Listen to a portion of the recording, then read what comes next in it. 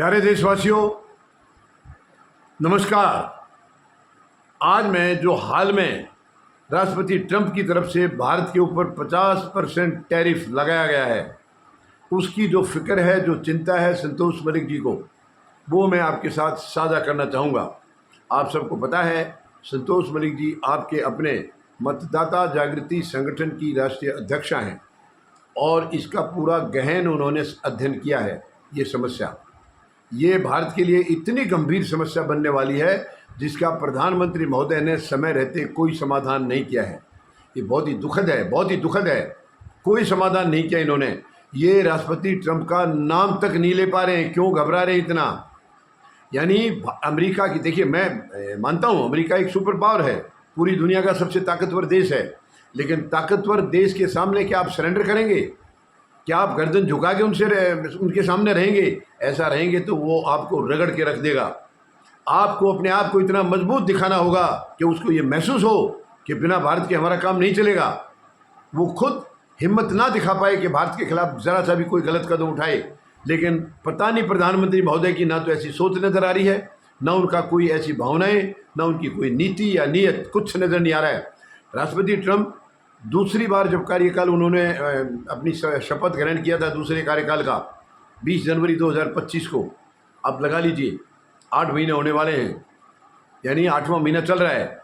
आज तक ये उन्होंने तो इशारा कर दिया था आते ही कि अब वो पहले जो रवैया था भारत के साथ वो रहने वाला नहीं है।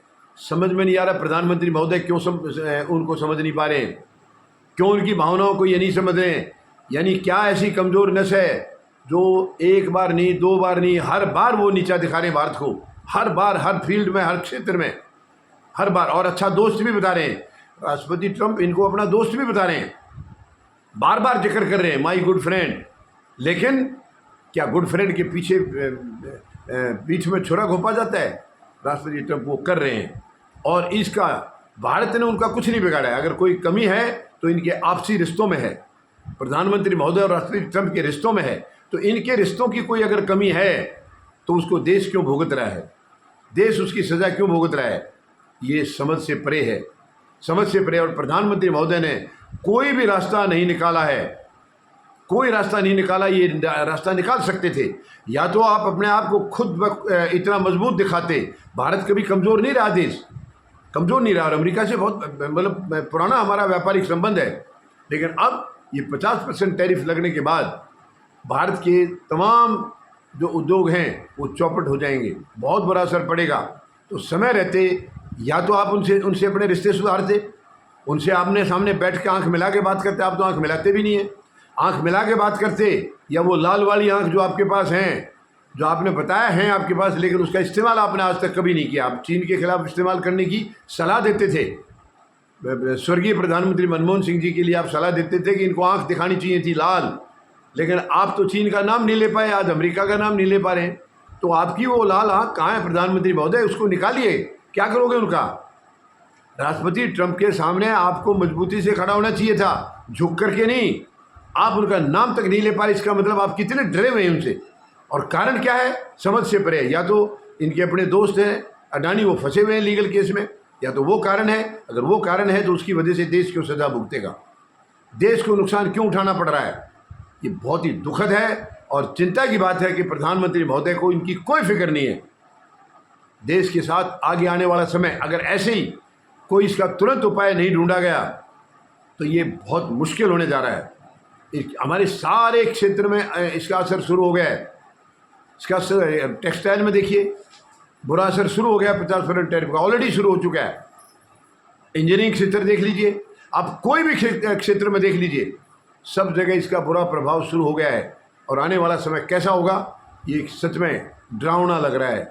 एक डरावना लग रहा है अगर तुरंत इसके मजबूती से कदम नहीं उठाए तो। और मैं बिल्कुल प्रधानमंत्री महोदय से निवेदन करूंगा कि राष्ट्रपति ट्रंप के सामने झुकना नहीं है। या तो समय रहते अपने रिश्ते को ख़राब नहीं होने देते, या अब झुकने का मतलब है कि आप कुछ भी उनके लिए करने के लिए तैयार हैं। वो गुलामी, वो हम नहीं करेंगे।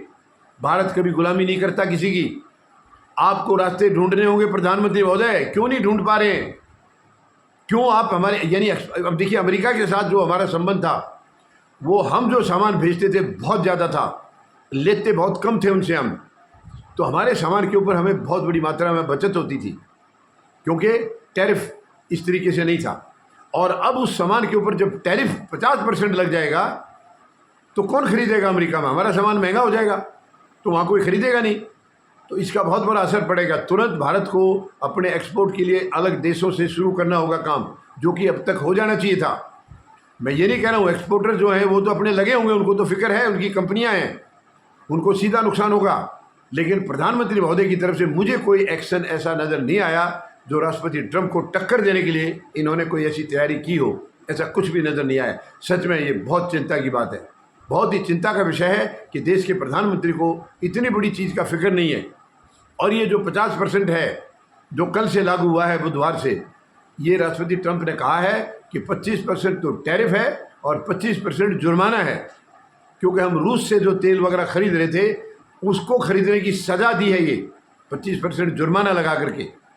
क्यों प्रधानमंत्री महोदय इसको मजबूती से नहीं कह पा रहे हैं? क्यों नहीं बताते वो कि आप भी तो खरीद रहे हैं?